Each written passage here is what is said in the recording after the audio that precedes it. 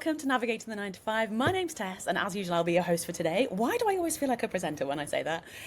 Today, I am joined by not one, but two very exciting guests today, because we are solving a slightly less common but equally important workplace problem, which is I'm smashing it at work, but my relationship or family life is suffering. Can I have it all? And if so, how the fuck do I do that? Welcome to the podcast, Katie and Danny. Can you please start by telling everyone a little bit about yourselves? Hello, thank you for having us. Excited to chat to you. So we are Danny and Katie Bloomfield. We're the Bloomfields. We are property investors, business owners. We are parents to 6 children. We tell everyone what we do, Danny. What do we do? Here's me, like you hit record, and then I'm like, No, that is it in a nutshell. Really, we're very passionate about people living their best life. So we enjoy and really embrace helping people that feel stuck or lost in what their purpose might be or what they want to be doing. No matter what that is, what success looks like to them is the most important thing. So it doesn't have to be entrepreneurial. It can be in any way of life. But we believe there's 5 key pillars to having a great life. So and we'll come on to that in a bit. So we're very different, where we don't want to just focus on business stuff. We want to focus on the person and what's going on in their world as well, and how they have amazing relationships and connection with people, as well as great health and other things. Yeah, love that. And I think that's why we're so aligned, and why I wanted you guys to be guests on the podcast, because I teach from the point of view of like holistic happiness, obviously in the case of like at work. And if we're not happy at work, it affects everything else in the same way of like vice versa as well. And yeah, there's a huge amount to be done. Brill. So let's start by asking, when you hear the phrase having it all, what does that really mean to each of you? And has that changed over time?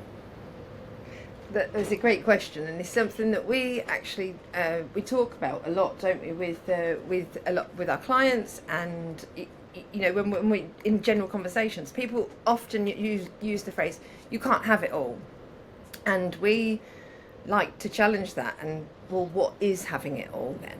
So I suppose that's the place where we start to ask, what is having it all to you? Because it's individual, isn't it? You know, to somebody they might want, I don't know, a mansion and a Ferrari and 6 million in the bank. To somebody, they just want to be able to go to Tesco and afford to do their food shop without having to worry about what's in the bank, or to wake up feeling safe every day. It's different to everybody, and like you just said, waking up and dreading going to work, that can affect the whole rest of your life. It will affect your relationship, your mood, your health, everything.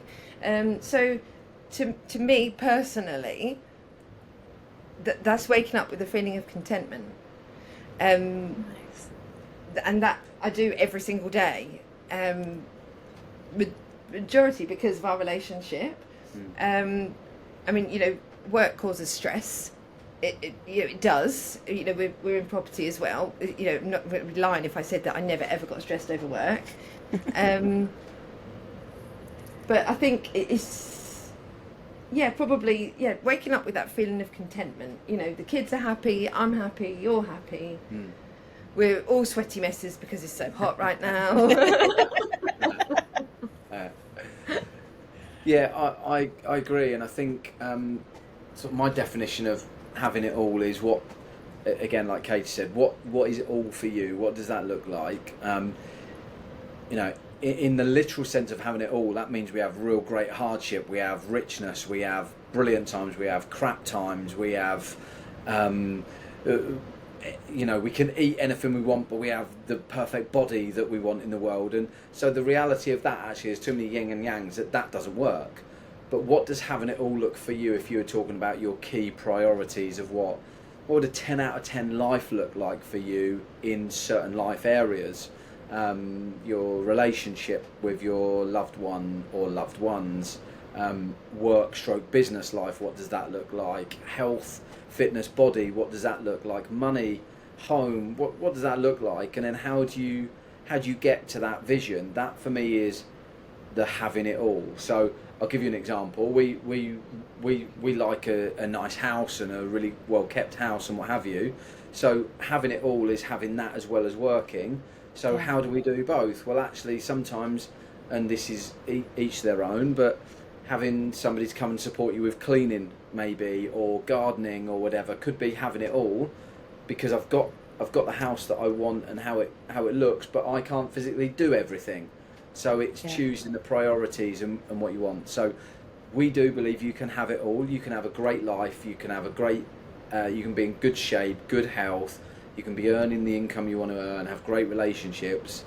But you just have to prioritise and have a plan about how you get there, because you can't have all of it at once. You have to build it up. It takes a process. It's not easy to do that. You have to be disciplined. But if you're really committed and and it's something you really want, then we do believe that you can have that. Yeah, I love that. I think that's a really valid point around you can't have it all at once. So I think going back to the problem here is I'm smashing it at work, but my relationship and family life is suffering. Can I have it all? So if you're saying that you can sort of do it by kind of focusing on certain areas and building certain areas kind of one after the other, and then it's more of a maintenance than a kind of build sort of thing, then it sounds like the work pillar is done. Yeah. But it's done at the detriment of family or relationships or whatever. So I guess, like, what advice do you guys, so what did I write down? A property company. I mean, I've done one very small renovation in my life and it was so stressful. I have a stepdaughter who doesn't live with us, and you have 6 children. I mean, there's having it all and then there's doing all of that. Like how, so you've, like I said, she's kind of built the work pillar at the detriment of everything else. Is that, I guess the question is that how you guys did it? And then how do you sort of move from one to the next kind of thing? That's a huge shift in focus if you've been like super kind of laser focused on work to start with. Yeah, absolutely. And I mean, you can't just go out and get it all right now at one point. You have to focus somewhere to start with. So if work is great and your relationships aren't, I'm presuming in this question you're talking about a romantic relationship. Doesn't say, Okay. but we could probably assume there is one in there somewhere. Home life, maybe.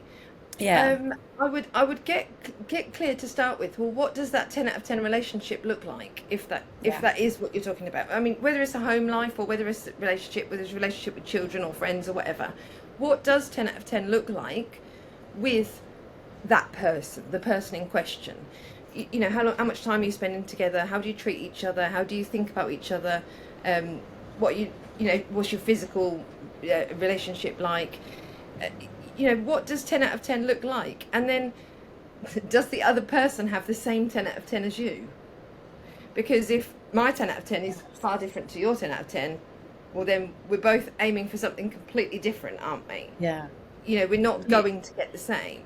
So if I bring my 10 out of 10 and you bring your 10 out of 10, and then we merge them together so we have our 10 out of 10, Nice. we both know exactly what the shared goal is.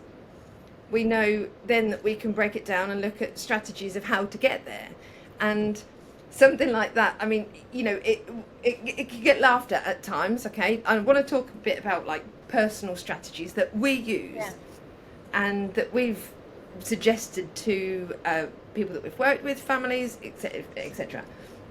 But we use something called a 7-7-7 rule, and that is whereby we live it's a blended family. There's 6 children involved here, so we are at the top of that tree.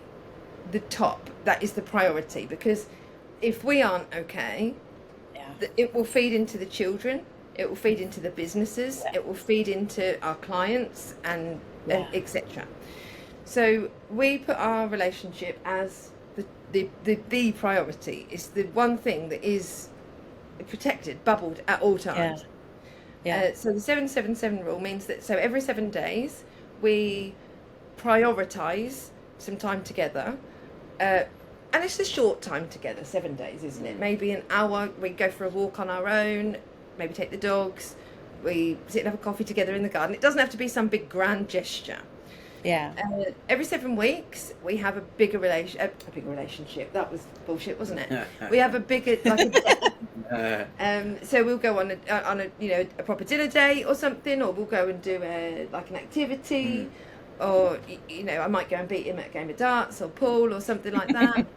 And we'll spend a bit more time together, and then so every 7 months we have a minimum 24 hours away.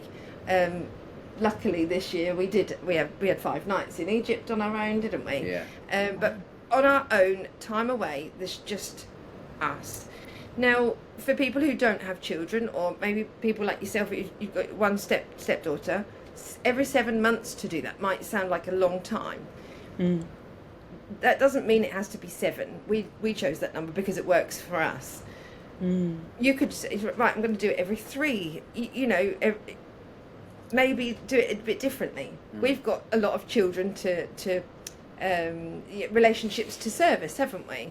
Yes. And businesses to service, etc. And we put the importance there as well. But whereabouts is the intention on that, and what is it trying to do? So that brings us back to the centre of what we wanted to do, didn't it? Yeah. I don't know if you want to explain a little bit about what we sort of said early doors in our relationship, on what our relationship is like. What our 10 out of 10 look like? What we do you remember we sat down and we said, right, okay, this is how we want to speak to each other. Yeah. I think when you break it down outside of the specifics, it's about having an aligned vision, like Kate said, then communicating that really clearly with each other, and then if there's other people that need to know, then communicating that, and that's probably they're the 2 biggest things that we see a lack of when people are struggling. There's not shared vision and an alignment of what that looks like, and then communication is generally fairly poor. There's a lot going on up here, but not a lot coming out, so it's just churning around in people's heads. Yeah. Sorry, I was just going to interrupt. Sorry, because if I don't say something when it comes to my head, that's when it falls out of my head completely, and then I never say it again. Even we rarely argue, very rarely, don't we? I'm not sure if that's because Dan's got the patience of a saint, or because I have, but probably that one. But we rarely argue, but obviously we do and have at times. How do you argue? Do you argue fairly? Yeah. A lot of the time when people argue, they argue very unfairly, don't they? And we have this, there's no name calling. We don't call each other names. We don't swear at each other. And when you see that in other relationships that are around you, if you're smashing it at work, brilliant, but your relationship's struggling, okay, how are you treating those people? It's sorry, I just wanted to make sure that I said right. that, because how you argue is really important. How you disagree, can you disagree respectfully, still listen to the other person's point of view, etc. Yeah, absolutely. It's again, that comes back to the communication of what's the vision for it. How do we want to behave in this situation? How do we want to behave in that situation? What happens if what are we going to do if this happens? And then looking at that like you would with anything, almost, within any job. What happens if things aren't going well? You have management review, and then you look at what things are going well, what things aren't going so well, and then you look at, so how can we improve things that aren't going so well, and when are we going to check in to review how we're improving or whether we're not improving? And then what happens? It's actually not rocket science. It's just sometimes stepping out of the bubble and thinking about it a little bit more logically and saying, okay, do we both have the desire to make this better? Yes. Okay, great. So what does better look like? What do we want it to look like? How are we going to do all of this? And then talking that through and communicating, and then putting some, we sort of call scaffolding, putting some scaffolding around it. Say, okay, 777 connection strategy. Let's put that in place. So that keeps us checking in with each other, and it gives us some time outside of work, outside of children, outside of business, outside of seeing our parents or being carers for people or whatever you're doing. It gives us some time. I think it comes back to, so the three key things: a vision that's shared, communication, and intention. And once you've got those three things in place, you're really intentional about what you're doing. It then just comes down to commitment and discipline to following it through. And yeah, they're sort of our top tips in terms of work's going great. It can be the other way around, but like your example, work's going great, career's good, but personal life is not where I want it to be and what's going on. So yeah, I think it's we talk a lot about attitude and commitment. You've talked about stepchildren. We're in a blended family as well. One of the things we agreed on really, really early was it doesn't come down to blood, it comes down to our attitude and commitment to each other and our children. That's it, and our family. What's our vision for it? What do we want it to look and feel like and sound like to anybody else? And one of the things for us is when we're together, we wanted it to look, feel and sound like nobody else would know whose biological children was who, and they wouldn't have any idea that we were a blended family. We were really clear about it. So how do we behave then? What do we need to do for that to happen? And it's simple things like, again, we agreed, and this is an example we use. If I'm cooking, which was very rarely, or if I'm dishing up, I won't go, well, you're my biological children, you're going to have 4 potatoes, but the other children, the non-biological children, they're just going to have 2. Like, none of that. We are one family. We are equal people. We are equal human beings, and we are totally committed to each other. We celebrate each other's wins. We cry when each other loses. We pick each other when we're down. We fight each other's corner. These are some of our agreed rules as a family right from the off. So then it just becomes quite easy because you've got your rules of the game. A lot of people just don't understand what game they're playing because they haven't talked at the start and said, so what's the game here and what's the rules and how do you win in this game? Like, what does winning look like? Well, it looks like we're one family in that situation, or it looks like we're a really great couple who are madly in love every day. Great, okay, so what does that's what it looks like, feels like, and then go and just be on that and be committed. It's not always going to go right, by the way, either, Tess. There's going to be moments where you go, yeah, we've been off it the last couple of weeks, actually, haven't we? Hadn't realised it, but something's just happened, and it's that talking about it as soon, almost oversharing information and over communicating the micro. I don't do that, do I? Yeah, the micro, and this is one of the best things I learnt about you, which is like sometimes really early calling it out, not calling me out, or not calling Kate, not calling herself out, but calling it out and saying, hang on, something doesn't quite feel right, really early. So yeah, I hope that sort of gives you quite a bit of information. I think it's just I think a lot of the time with relationships, and again, there's no calling out here, but you know, a lot of the time with relationships, how honest are we actually being sometimes? Do you know what I mean? Like, there's certain points that we hide of ourselves, don't we, that we don't want anyone else to see. You know, like, I don't know, you're a snotty mess, or, you know, when you've got a cold, or, I don't know, I don't know, I'm trying to, you know, like the things where we shut the door so no one else sees. Yeah. We don't shut that door, and that takes the attitude and commitment to each other for you not to run a mile when, you know, you see things with the door didn't shut, but and equally the other way around. But also the vulnerability, the you know, trusting yourself and trusting your relationship enough to be vulnerable enough to say, this is me without, like, warts and all. Yeah. Do you know what I mean? Like, Yeah. you like, oh, and we used this phrase a while ago, didn't we? Like, how are you? Like, if you're still shutting the door to we, you know, you can't we with the door open, like, and you've been. Do you know what I mean? Like, and you do get some people that go, oh no, keep the romance alive. Yeah, I understand that, but this is the real person. You know? Okay, can I just, so a wee is one thing. Do you have the door open for a poo as well? Yeah, I would. Yeah. With food in front of each other. Oh my god, that's going to go out on YouTube, isn't it? We can cut this if you don't want it to go out. Okay, right. Wow. I mean, I'm fine with a wee, need to but cut that I bit. draw the line at a poo. I'm not saying that's something all the time, right? But you know, if somebody needs to be in the room, they need to be in the room, as you know. There.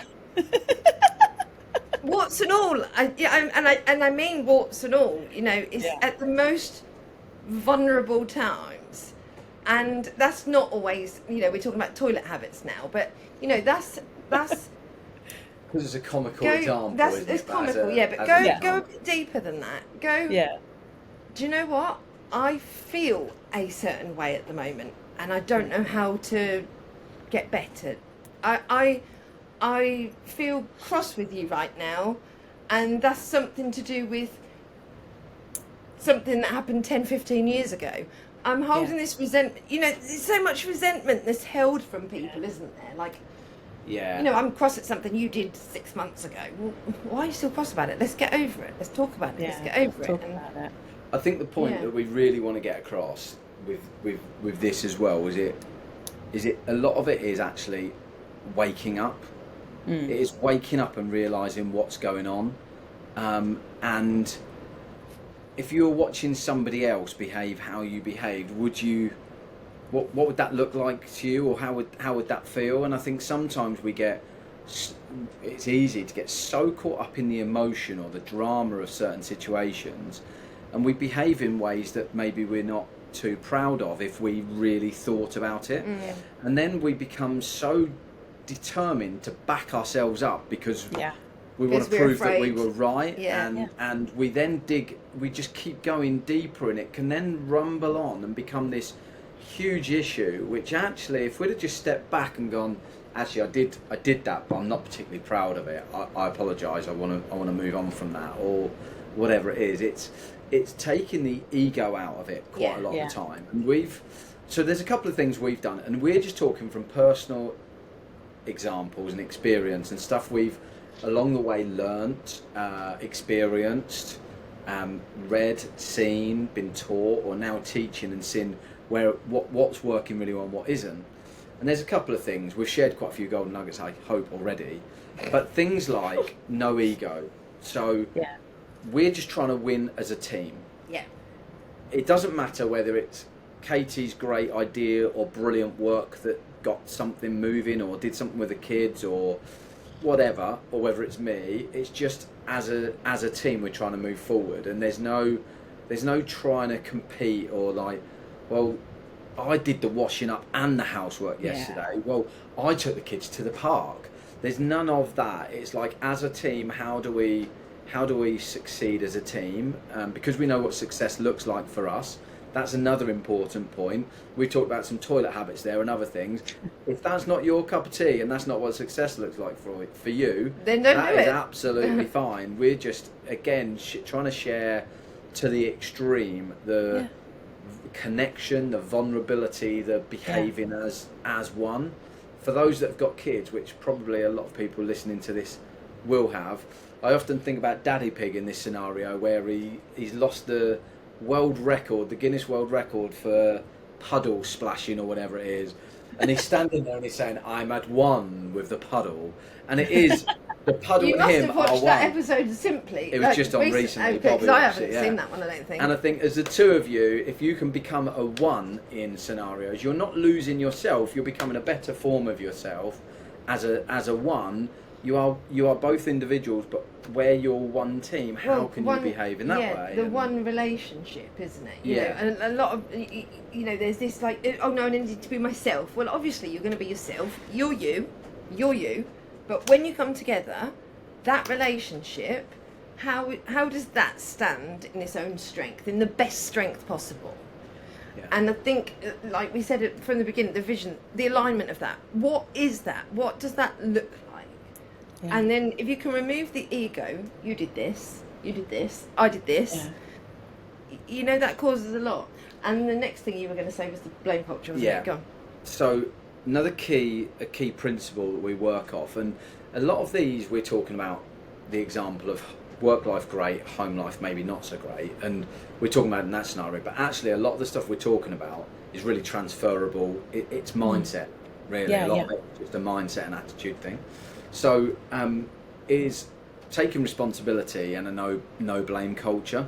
Yeah. So we, again, really early on and embedded this, which was fun with children of teenage years as well.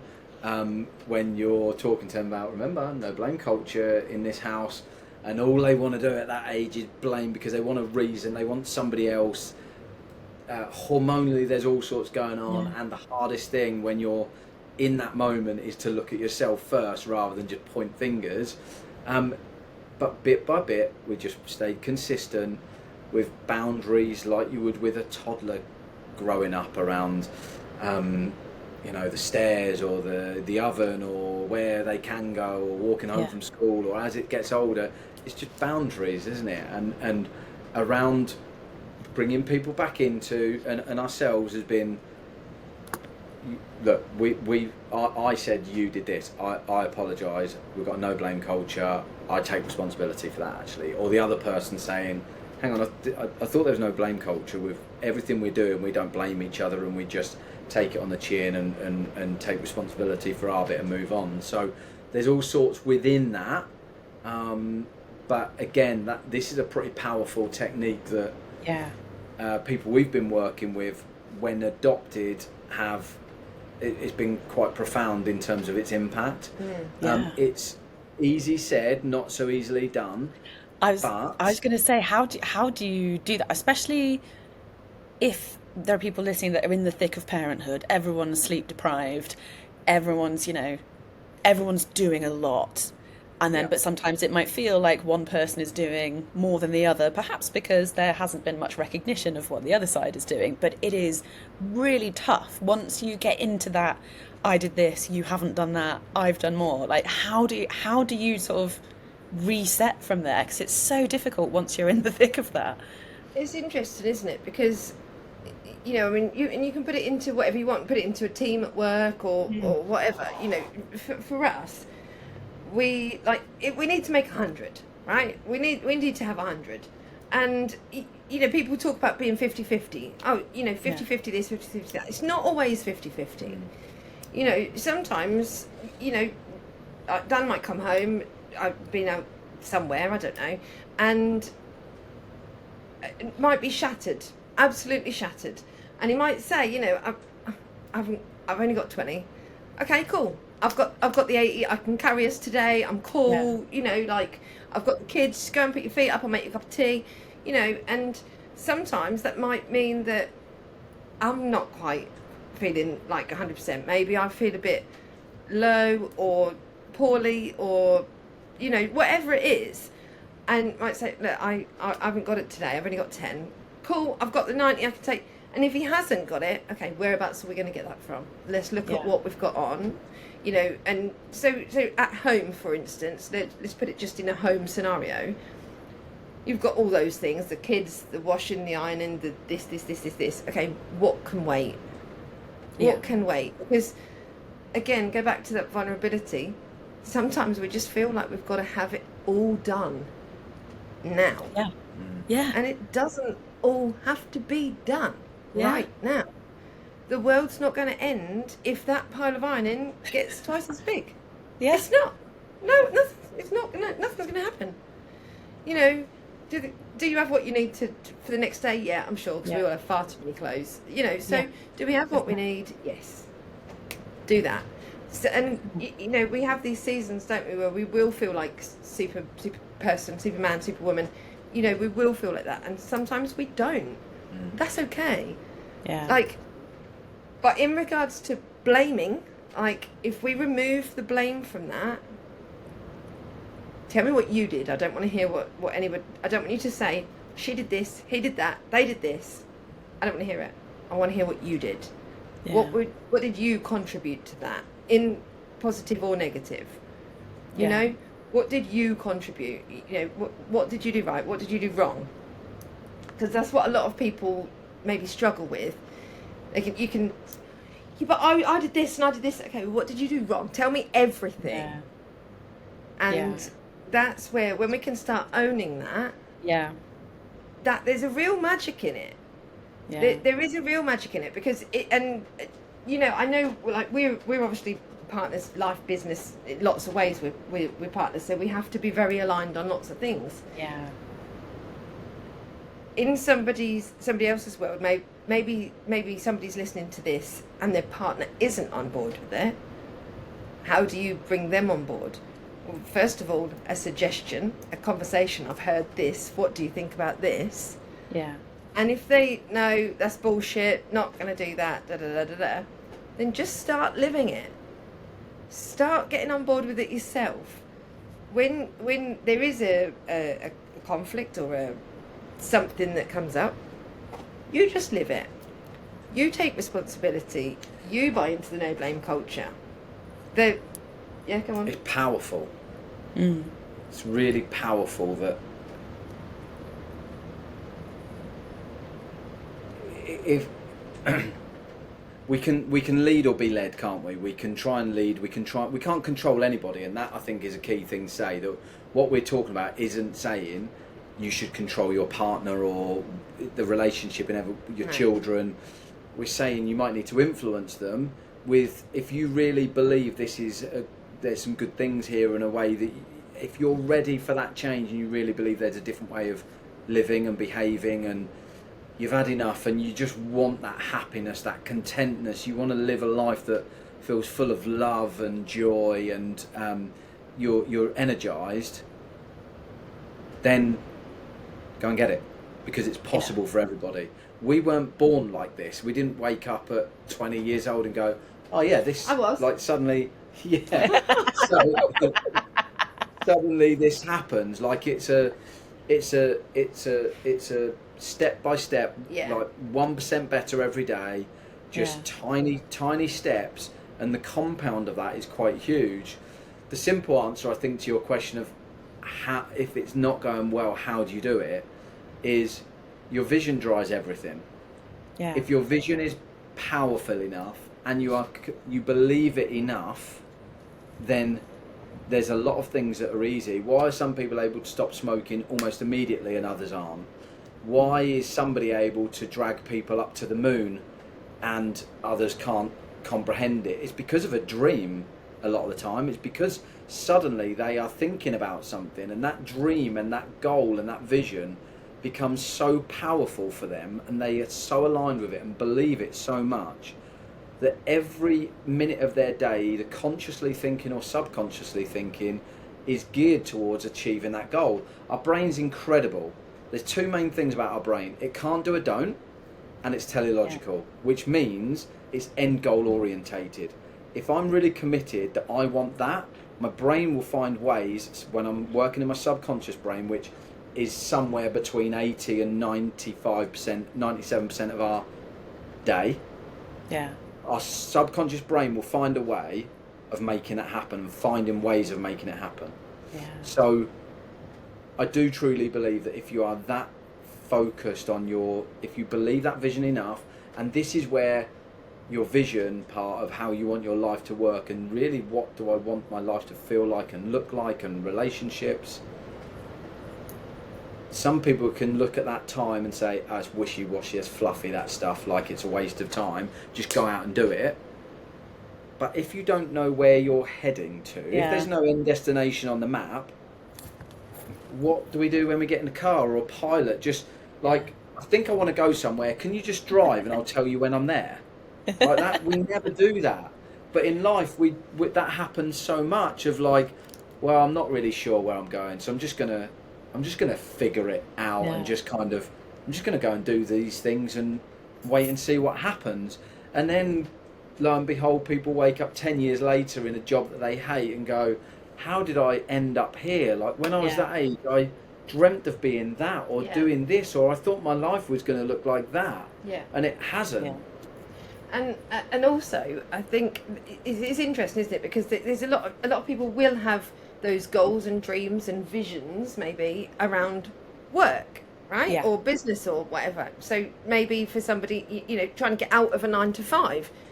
But when you apply the same thing to your relationships, to every part of your life, there can be some incredible shifts happen. Yeah. You know, when, the way we treat our relationship, a lot of the, you know, we've had some feedback from people early talk, like, what do you mean you do that in your relationship?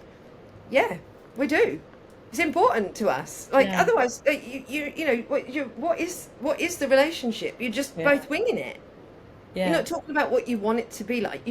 You're winging it, and then when someone doesn't play by the rules that you thought you were playing by, then you've got a problem. Okay. Yeah. But you haven't defined what the rules are. Yeah. You know. It's interesting, isn't it? If you break it down and think about construction, and this is what I like to look at, because what we're talking about here, Tess, is constructing an area of your life into like something that's better than what it is. If you're not happy with it at the moment, you want to be happy with something. So you've got to build, you've got to create, you've got to develop, you've got to grow, you've got to structure something. So it's construction. Well, it starts every construction starts with a design phase. What is this thing going to look like? How big is it going to be? What materials are we going to use? How long do we think it's going to take to build? What are the stepping stones of that? Then it goes off to the architects to build it. Then it goes to the to make it look pretty and put the official drawings in. And then it will go off to the builders, say, well, how long do you think it's going to take to build it? And what are you going to build first? Are you going to do this bit? Are you going to do that bit? What does the schedule look like? And then you've got the builders on site. Whatever scale of construction we're talking about, it happens in the same order, really. And they, bit by bit, start building it. They never put the roof on first, because it would just fall down. But if you think about our lives, how many people try and put the roof on first and don't go, hang on, I need to dig some footings here and some foundations. But before I do that, I'm not really sure how big a house I'm building it for, or building, or shopping centre, or stadium, whatever you want to think about, what your brain goes to with construction. And I don't know what the weight loads are on it, so I'm not sure how deep the footings need to go. Let's go back to the design phase. Yeah. That's what we're talking about vision. The vision of what our life is such a fun bit if you commit to it with what does it look like. And that's the bit when we're working with people, and when we first did this ourselves, where the real power shifts. If you get it right, if you take the time and commit to that part of the process. Because suddenly, for the first time ever, potentially, other than when you're a little child and dreaming, the first time ever, especially as an adult, people can do that and go, that it can be really emotional. What you're telling me, I can write down on this bit of paper, I can tell you what, like, if I had any choice in the world, if I waved a magic wand, what my life might look like or feel like. I can't do that. That's not realistic. I can't do that. I'm just all right getting by as it is, and maybe I'd like a bit more money, or maybe I could have a bit of a happier relationship, but that's life, innit? We just put up with it. That's life. No, that's life. It isn't. That's what it doesn't we have hear. to be like that. That's what we hear so much, don't we? Like, and I'm sure you can probably think to somebody in your life now who says, "Yeah, but that's just the way it is," or "That's just the way I am." You know, you can apply this to anything. You know, who are you? Are you who you decided to be, or are you just where you ended up? It's great, isn't it? The person who Danny's talking about, who said who got a bit emotional, was me. When we first sat down together and we spoke about what I want life to look like, I'd never done any of this before. Like, you know, it's a lot of this is experience, but we've also got the qualifications that we needed now to teach that.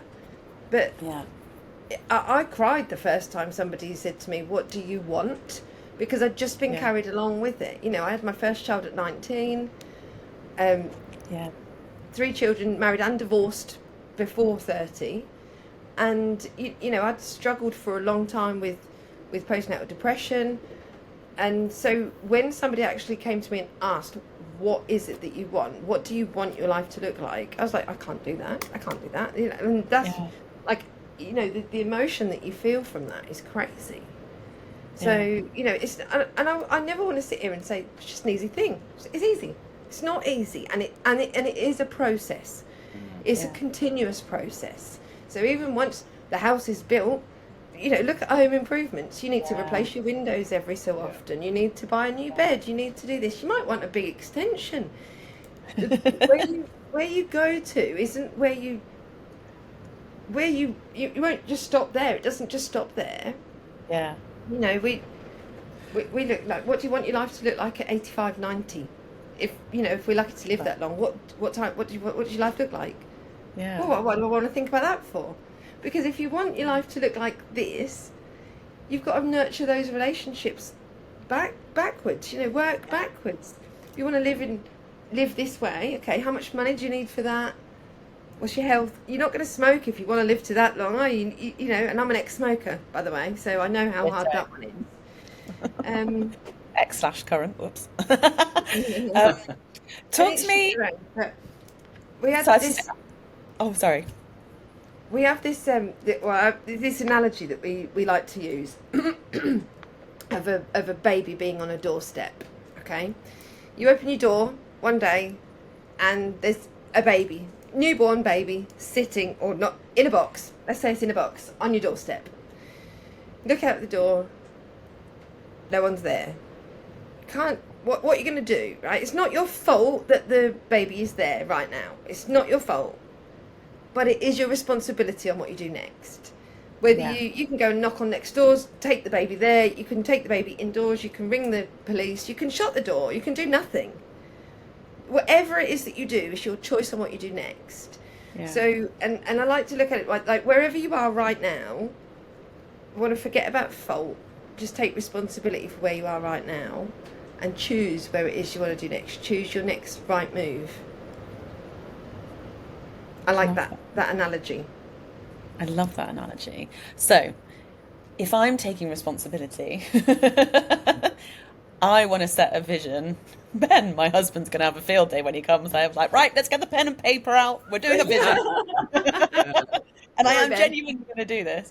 So, 2 questions about a vision. 1, what if they don't align? And 2, how do you write a good one? Are there like certain things that we should cover? Is it the sort of thing that like in 5 years I want us to do this, or is it more like day to day, this is what it looks like? Kind of how do we go about it?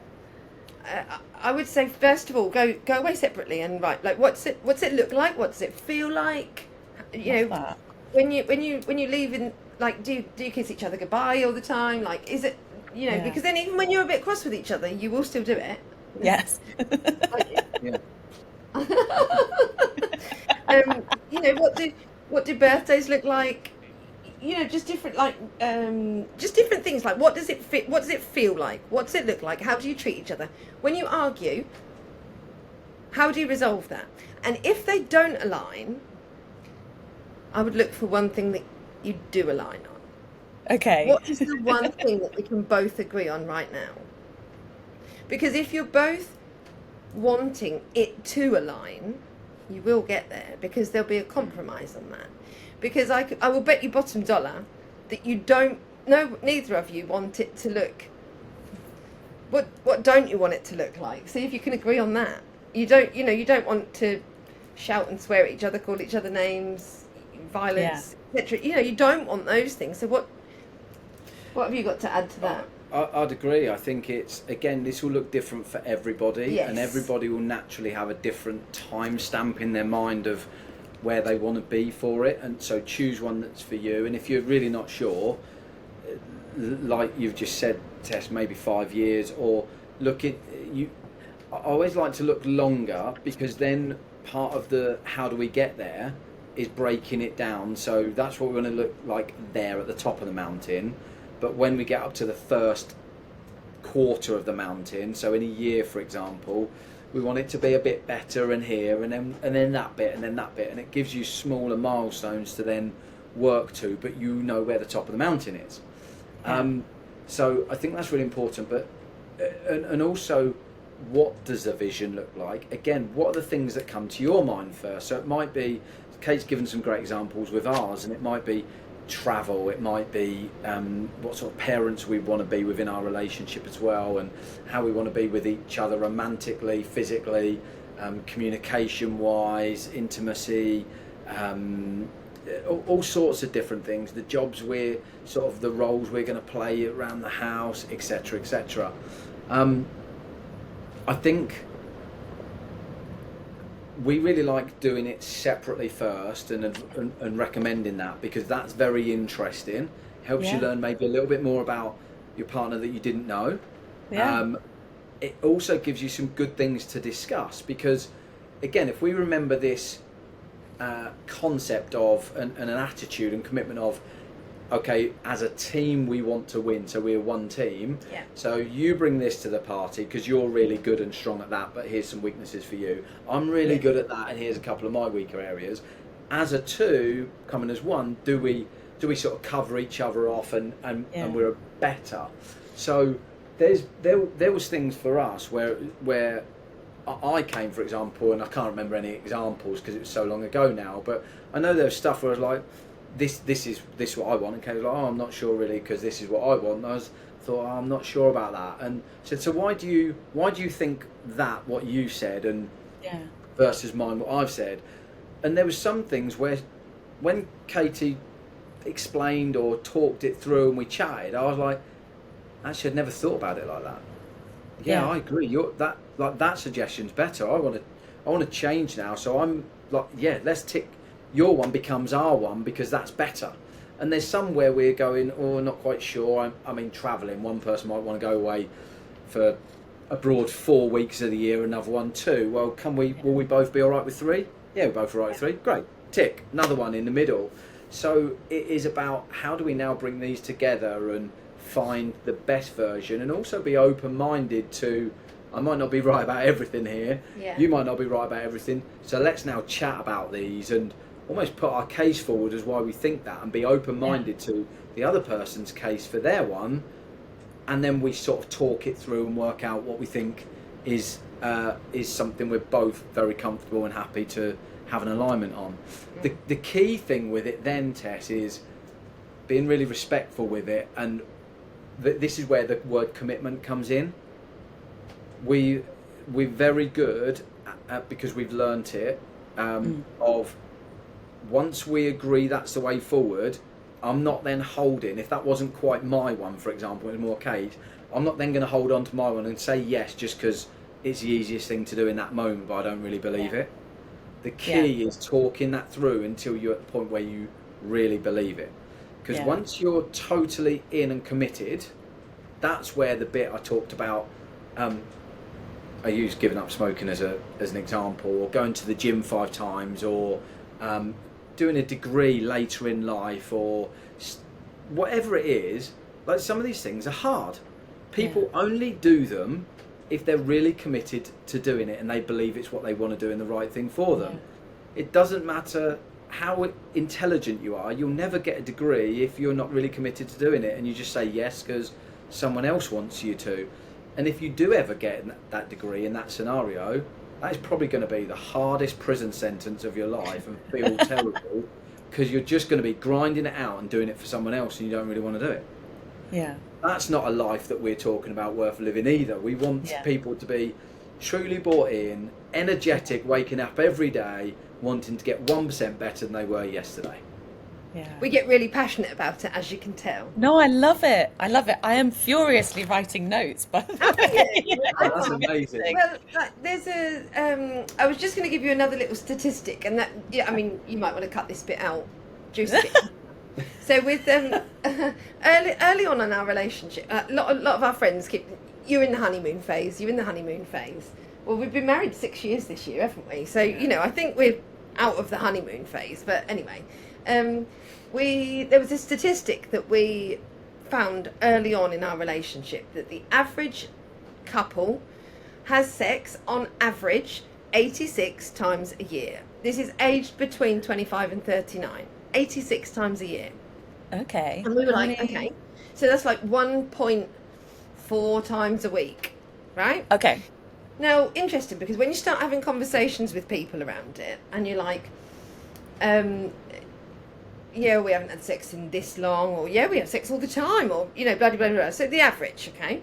Yeah. And we thought that was an interesting number, didn't we? Now, we've never like kept notches or anything like that, but we took 86 and ran with it, because we wanted it to be a reminder that even when there are 6 children around, and even when there are businesses, and even when it's fucking hot and sticky, you know, keeping that at the forefront of your mind is really important, because, you know, that, and, you know, the intimacy, isn't it? It was to us. It doesn't need to be for everybody. You know, I mean, we've got, I don't know if you can see that, we've got the number tattooed on our arm. Not Oh to my say, God, that's amazing. I Dan's love got it that. as well, so I'm sorry if Dan's mum is listening, because she doesn't know that it's but just as a reminder, not to say that we have to keep it at 86 or over, you know, it's way over that, but, you know, but when it does get tough, will it still be? You know, we know that we still want to be close to each other, be intimate with each other. So even when things are tough, and it just gives you that reminder, doesn't it? And even when things are busy, to prioritise each other. And we talked about that a lot, you know, to talk about things like that. If you're getting into a marriage and one of you thinks, yeah, we're going to bang 4 times a week, and the other one thinking, oh no, I don't fancy that, you know, then where are your agreements? How often are you intimate with each other? Think about those things.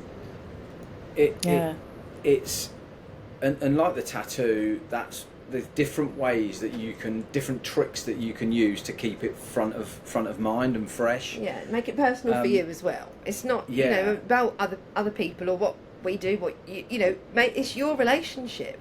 Inside jokes. We just share those little inside jokes so that can help to educate and inspire other people, because, you know, there's a lot of people that use the phrase couple goals, right, when they talk about us, don't they? And they're like, yeah, but are you really like that? Because you show that on social media, but are you really like that? And we're like, yeah, we're just us. Like, we went on a retreat to LA was it in May? Yeah. And the people that we spent a lot of time with for that amount while we were there, and they were like, you're really like this in real life, aren't you? And we're like, yeah, we're us. And that doesn't, we gently call each other in at times rather than calling each other out. We try and be the mirror for each other. And we actually, believe it or not, want a simple life. Yeah. And which might sound crazy when we've got multiple businesses and staff. Just a simple empire that you're building. But one of the ways you try and keep it as simple as possible is just being really clear with what we want, and communication, and working then towards that. So it's really simple, and just being truly authentically us, not trying to be other people, just being really clear about who we are, what our core values are, what we stand for, how we want to behave, and what we're trying to achieve, and just keep it simple in that aspect. So what I was saying, a couple of tactics and techniques and things is, we've gone for a tattoo as one area, but we've had, and we haven't got it up at the moment because it's so ingrained now, but we have had at times our vision, like you would for a business, our vision on the wall. We made it look quite nice, put it in a picture frame. Mine's still on my dressing table, it's attached to the mirror. Yeah? So attached to the mirror. For our family, we had one for our family, like I shared some examples of that, and being one family rather than split or step, or we're not step, half, we're just family. It is something we've got on there, and we win together, we fight together, we lose together, we celebrate with each other, all of that sort of stuff. That was up on the wall. We're not trying to be clever about it. Let's keep it as simple as possible, so it stays front of mind as much as possible, and we put it there. If anyone's into affirmations that's listening, affirmation's another great way of really embedding that in your mind, because then your brain is going to be working throughout the day towards that affirmation, and that affirmation might again be aligned with your vision of your relationship with your partner, for example. Could be one of them. Have it in your diary, have it on your front screen of your laptop. Every week, put a diary note in every Sunday to just have a quick think about how the week's gone and what went well, what could have gone better, and what are my goals for the next week, and just have a look at your vision again then. Again, none of these things are rocket science. It just takes you being really intentional and committed to it, and just putting these things in to help yourself out a little bit, rather than trying to remember everything in your head is the hardest thing in the world, I think. So what can you do? We've had moments where we've got a new habit that we want to embed, for example, and it might be the vision to start with. If this is somebody's thing that they're doing and they're trying to really embed it, set an alarm on your phone for a certain time every day, so it comes up and the alarm, and it's just enough by seeing it just to trigger that. The neural pathways are going to go, oh yeah, great. Just a reminder, and you're just looking for all these little things. I was just going to say, like, we've got Apple Watches, right? And I don't, if you've seen the Trolls movie, every time it goes off, he goes, oh, snuggle time. The kids love it. The kids love it. Oh, yeah. Love that. So, there's a few things that strategy is really important, but execution is the key to this. Yeah. So how do you execute everything we've been talking about, or some of the things that we've been talking about that you want to embed? And it's concentrating on the execution once you've worked out what it is you want your life to look like, or your relationship. Again, we've talked a lot about that because that was where the question was. What do I do now? What are the steps I have to take to execute it? Yeah. And how do I do that?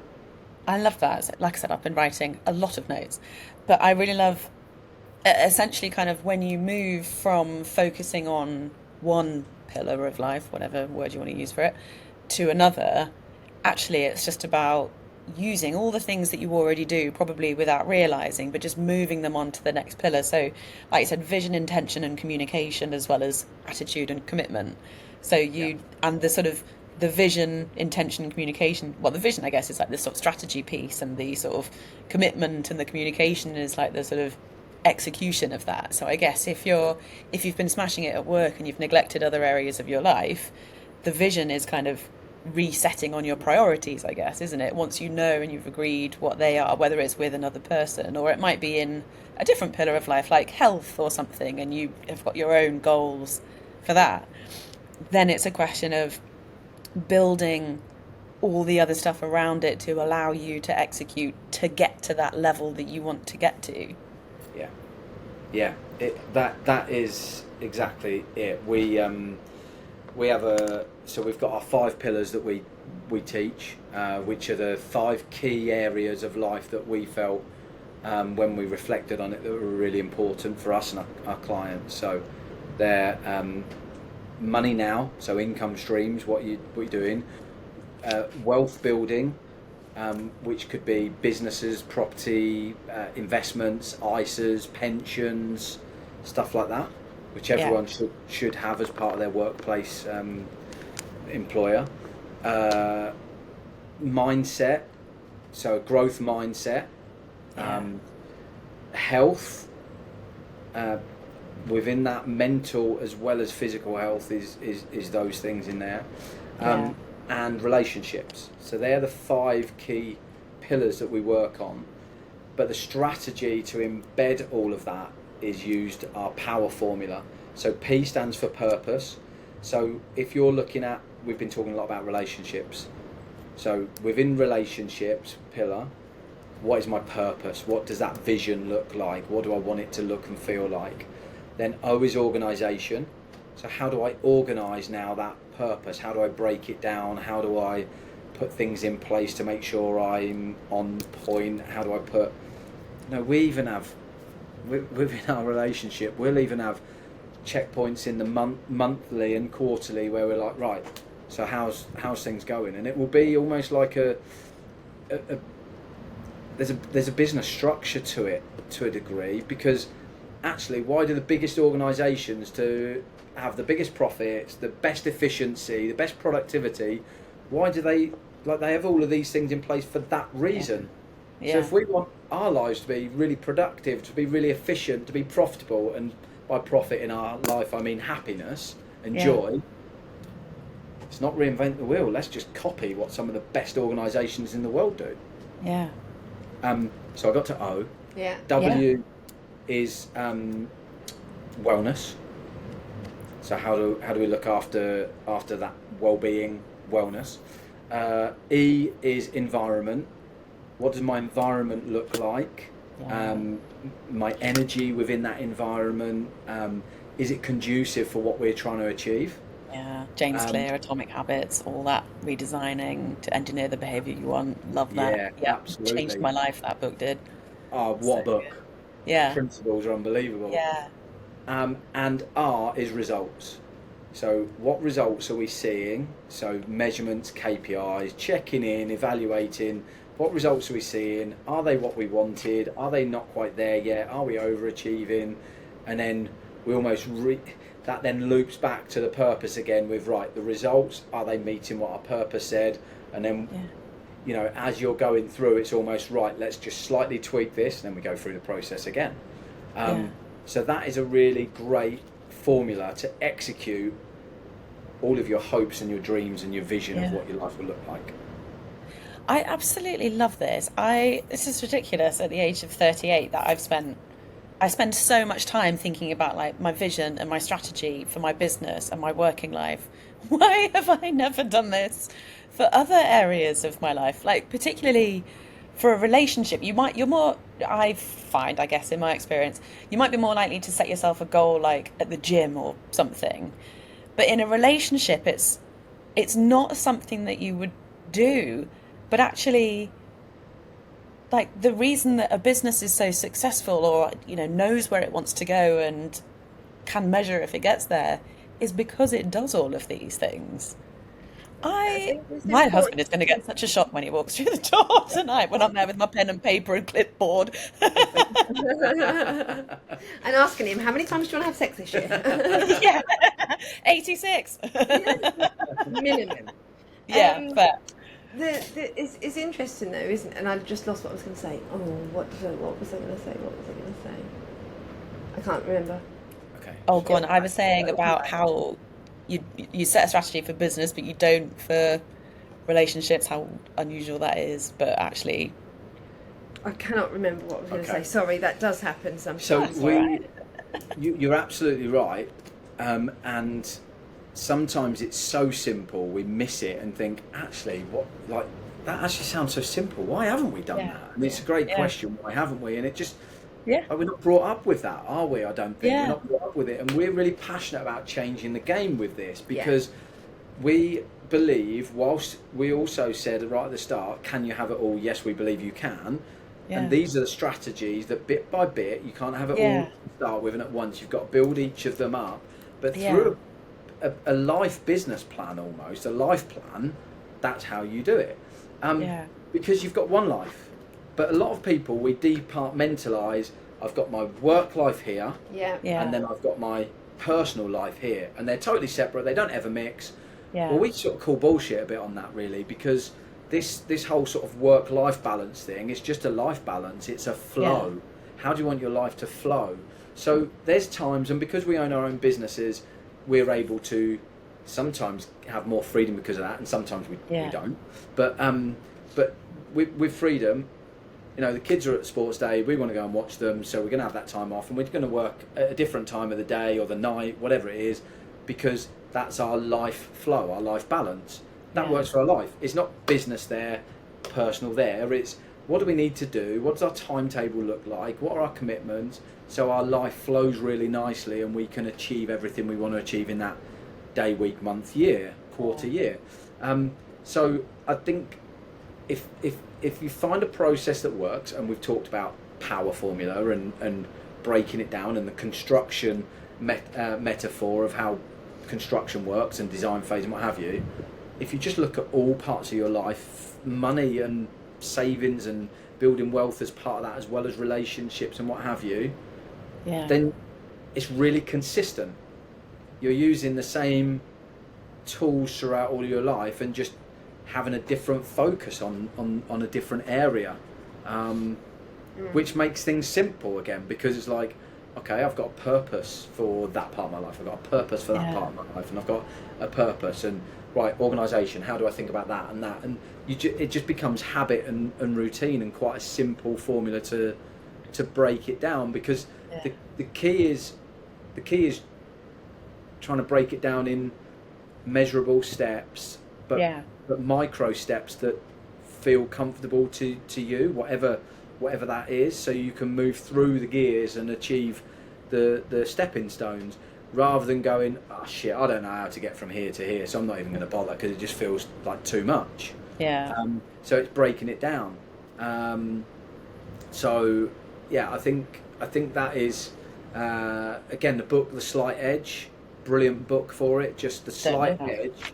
Yeah, great book, The Slight Edge. Here it is, by Jeff Olson. But great, it just talks about, there you go, it just talks about the slight edge, just micro habits that, can I get 1% better every day, and what do I need to do? So I'm not looking at, once I know what the top of the mountain looks like, I'm not trying to get there in one step, I'm just trying to get there in lots of little steps, and just bit by bit move the needle forward towards the top of the mountain. A little tip on overwhelm as well, which we found, once you're really clear on what the top of the mountain looks like and where that is, when things get a bit shitty, which invariably, you know, however clear you are on your vision and your purpose, however great your communication is, your organisation, all of those things, the universe and life has a brilliant way of every now and again throwing you a real curveball that you didn't see coming, that you might have saw coming, but you've got to try and overcome. So those challenges happen to everybody. So I think if you're in the mindset of, well, it's all right for those people because life's easy, that's bullshit. It isn't. They've just worked out ways of dealing with that. But once you're really clear on that purpose, so the vision, that is a great place to go when overwhelm hits and you think, I'm not sure what to do. That's when things are getting shitty. We come back to that, because it's almost, sometimes the crappy stuff is just noisy and it's very short term, and if you can look beyond that and remember, this is where I'm going, and it is worth it. So all right, pull my big boy or big girl pants up, my big person pants up, I've just got to get over this bump on the road, and then once I'm past that, I'm off on the open road again. That just helps you see beyond the thing in front of your nose that you can't see, that's right on your nose. Sometimes you got to look a bit beyond, which is your purpose again. And I love that. And to your point, Katie, you made earlier, it's like, not everything has to be done now. Why do we think that everything has to be done now? And actually it can't be done now. They're not wanting to look vulnerable. That's what, we all want to look like we're all smashing it all the time, and you know, what does your Instagram grid look like? I mean, there's this brilliant picture on Facebook of me in a shower cap with a face mask on. It's just, it's this. Do you know how many people messaged me and said, "Why have you put that on Facebook?" Like, mate, it's what I look like right now. I'm not here for perfect. I'm here for real life. Like, we were talking before, wasn't it, about how sweaty we are because we're in England and we can't deal with this heat in England. You know, like. You know, it's like waking up and thinking your shit don't stink, isn't it? It's not. We're all in the same boat here. So let's just get real with it. Like, I think it's not wanting to look less than. You know, people don't want to look less than. Keeping up with the Joneses. So, isn't it? And of course, social media doesn't help with that. I remember. No, it doesn't. I remember the bit that I wanted to say. Sometimes something falls up my head. We were talking about relationships, weren't we? And staying aligned, and what happens if you don't. And like Danny and I have said, we've both been married previously, and you can end up, you're like this with somebody, but you don't talk about where you're going to. Well, you end up like that. You end up on different paths. And how often do we hear that phrase? We do. We were just on different paths. Yeah. or you know, because you're both growing all the time, Yeah. all the time, but you either grow together or you grow apart. Yeah. You know, the phrase "we grew apart," that is such a big phrase, isn't it? Yeah. So, you know, if you've got that intention to make it forever, okay, you're both committed to that, brilliant. How do you do that now? Yeah. So if you feel if people are listening to this and they feel like potentially like this person that's written in that, you know, relationship isn't great right now. So if you feel like you're on different paths, presumably, like what would your advice be to kind of bring it back? Is it literally kind of go into a separate room with a notepad and pen and write down your vision and come back, and like that sort of step one, is it, kind of thing? Or like what would your advice be? That's where I think I would start is, yeah, figure out what it is that you want apart and together. Yeah. Because I'm very thankful for divorce. I don't want, you know, I am, because, you know, we wouldn't be together if, you know, if that wasn't a thing. So, you know, and it is right for some people get married and stay in a relationship because they think that's what they should do. Yeah. Right? Yeah. You know, so yeah, I would say to go and figure out what it is that you want, and can you make it align? That's what can you make it align? Do you want it to align? Yeah. You know, obviously without looking at individual people, we couldn't.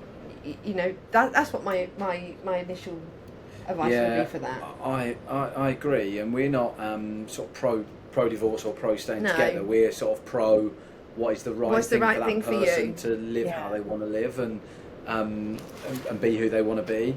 But yeah, I think the vision, so your purpose, the vision is critical, and values. What are your core values as a person? And what are your partners? Because again, if you both have totally different values, then the likelihood is your vision's going to be different, and you're probably not going to be. You're going to really struggle to compromise and be really committed and okay with that. Because a compromise is good if it still aligns with your vision and your values. It's just like maybe a slightly different metric, or it's similar but not too dissimilar. But I think I'm trying not to sound like we're not trying to create people's minds to go, yep, I need to throw everything up in the air and start again. Like, that's not what we're saying. But if you are genuine in a place where you're considering this isn't working or I'm not happy, then yeah, does your vision, do your values align? Yeah. Because ultimately, again, from personal experience and people we're working with, sometimes we delay the inevitable because we're not ready to make a decision, a tough decision, and be a brave decision for whatever reasons, and that's fine. Or sometimes we don't feel like we've got the support around us to be able to make that decision, or sometimes it's some information that we don't have to really help us make a decision. So I think there is certainly great scope that if you can communicate and catch things early enough and pull together, that is ultimately what we'd love to see for people to, in this scenario that we're talking about. Or if this is a catalyst to go, I'm not sure and I'm just really not happy, and I'm gonna commit to this process, but if I'm still not confident and comfortable that we are together, then I now feel like there is life the other side of that to go, and I now know what I want to go and seek and find. So then it's a matter of doing something a bit different, but you're on the path for, and we've coached people that have done both, coached people that have been single but know what hasn't worked, and they wanted to get married, they wanted to have children, but they hadn't realised yet that they didn't really know what they were looking for or what they really wanted. And by doing this work, it's amazing how suddenly, within 12 months later, you're getting a phone call from someone going, you'll never guess what. This is a real life example. You'll never guess what, Danny. What's that, mate? I found somebody. I'm like, okay, tell me a bit more. Well, it's like amazing. You know what I wrote out when we were together and that vision I had, yeah? Well, they are 90% of that. Yeah. All right, what about the other percent, 10%? They've already got a child. Right, okay, that was quite a key thing for you then, wasn't it? It was. But actually, all of our values are the same. This is the same, this is the same. And I'm just head over heels really quickly. And I'm not even bothered about that bit now. I'm like, brilliant, how do you feel? He's like, feels so good, because before I was just hunting in the dark. And in the last year, I've just had my eyes wide open and thought a little bit differently about it. And it was like, that's just one example. But by getting really clear about what he wanted and what that looked like and who he was and what he stood for was the key to it, because then he was able to attract somebody really like-minded, because that's what we want. We in everything we're doing, this is about longevity and sustainability. Well, we want you to create a life for your rest of your life that is great. Not just you have a mini spike because you're like, yes, I'm really motivated, I'm pumped now, and I'm just going to make everything work, because that's not the reality either. Sometimes we need to. But you've got to dig the footings as well. Yeah, that's a hard job sometimes, isn't it? Yeah, or sometimes it is just that spark of, actually, the foundations are all there. We've just lost our way a bit, but we're both in love and we both committed to want to make it work and what have you. So we just need to pull it back and have these conversations. If a great place to start, if it's okay with you, we'll give you the link for our it's called Your Wealthy Life, the playbook, and love that. it's introduction to it. It's totally free. We don't charge for it. We will never charge for it. It's already helped hundreds of people. And it's just it's a really nice place to start. It just gives you an introduction to each of the 5 pillars, with the thought-provoking questions and a little exercise in each one. Just an introduction into it. So you know it can. We want to make the help accessible to everybody. So that's just there's a free way to do that there. So we'll give you the link if that's okay. Absolutely, yes please, that sounds amazing. I've just seen the time and we're probably going to have to wrap it up from here, but so I just want to do a quick summary, because you guys have mentioned so many really brilliant things, and like I said, my husband is going to get such a shock when he comes home. So I love the kind of vision, intention and communication is like the strategy piece, attitude and commitment is like the execution piece. If things are going a bit weird at the moment, come back to your vision, do it separately and then come together.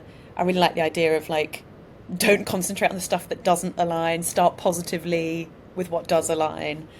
And then I think you made some really nice points there, was around like no ego. You said really early on, like you move as a team. I love that. There's no competition. It's really difficult to stick to, but there's really great rules. The mindset, taking responsibility, the boundaries, no blame culture, and of course communication keeps coming up time and time again, which of course is just the most important thing. I think from my experience, in the relationship that I'm in now, my husband, I've never spoken so openly with a partner, and I think like you guys both said, it's an age thing. It's also, I think, a self-awareness thing. I think it's a taking responsibility thing, but it's also probably a confidence thing. Like I don't think in previous relationships I've had the confidence to say, actually, I want more of this or less of that, or whatever it may be in any kind of area. And communication is key, and there's ways of communicating what you want and need without upsetting the other person, and it doesn't have to be a difficult conversation, and it's just over communicate is the key. My last question for you both, thank you so much for being here, is basically, we've covered a lot of ground, but is there anything that we haven't talked about that you would like to add, or you wish we had talked about? I don't know if there is. I mean, we have covered a lot of ground. We've covered a lot of ground. No, I just love these conversations though, where you don't really know where they're going to go. But before we pressed record, we knew that this conversation was going to go like this, didn't we, Tess? We knew it was going to run over the hour that we said it was, and I don't know if there is. Do you? No, I think there's so many different areas of that we can cover in as much depth, but I think the playbook gives Yes. a good overview of every area and some good initial questions to get the cogs turning and some reflection going in there. So I think that is probably a key place to start, because that Absolutely. helps. That's an execution bit. We talk about sex quite a lot, Tess. Yeah. Strategy and execution. So there's two different ways of talking about it. So yeah, the strategy and the execution is important. So that's a good way to get executing on some of it as well. Yeah. What's the point in having the strategy if you're not actually going to carry it out? Yeah. You Totally know, agree. so we focus on that a lot. But Love yeah, it. so I suppose that the last thing to say is, like, you know, we're very open books, as you can probably tell if you've listened to all of them. Depends how much we cut out. You know, come and friend request us on Facebook. Yes. How do we find you? How do we find you? Where's the best on place? Facebook, personal pages, Katie Bloomfield, Danny Bloomfield. You know us because we've got the wanky blue ticks. Then on Instagram we've got a joint page, Danny and Katie Bloomfield. We like to keep it simple. Come and Right. you know, connect with us, get in our world, and just that, I suppose. Yeah, and as feedback, we'd love to know.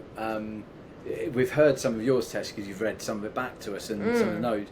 But we'd love to know what struck a chord most with your listeners and audience. That would be really, really cool to know. So if anyone's wants to tag us in or reach out to us, we'd love to know what you took from it. I tell you what, I don't know how many downloads you normally get, how many listens do you normally get, Tess, because this is going to be a bit of a... I will commit to this. For anybody who sends us a message and says, I loved this bit of the podcast, I'll send you a free book. Oh, I love this. Whoa. Does that count if I say it? Yeah, it does. Oh, brill! Well, the whole thing's been fantastic. Can I have a book, please? Send us the message. Send us the message. Amazing. Oh, lovely. Amazing. Tess, it was been brilliant to speak to you. Thank you so much for having us. Thank you so much for coming on. I mean, anybody who's listening, watching, wherever you are, comments ahoy, please. Hold them to it. And also, if there's anything that we've said that you like disagree with or you have a different perspective, love to hear that too. But yes, thank you so much for joining us. Like I said, I can't tell you how many notes I've made and how unexpected, but I always knew it was going to be not the way I thought it was. I wrote down, I think, 12 different questions to ask you, and I've asked one. Will you let us know? Will you WhatsApp me tonight? Let me know how Ben took it. Yes, I will do. How he takes the questions. Amazing. Thank you so much, you guys, for being here. And thank you so much for listening or watching wherever you are. And yeah, I'll see you next time.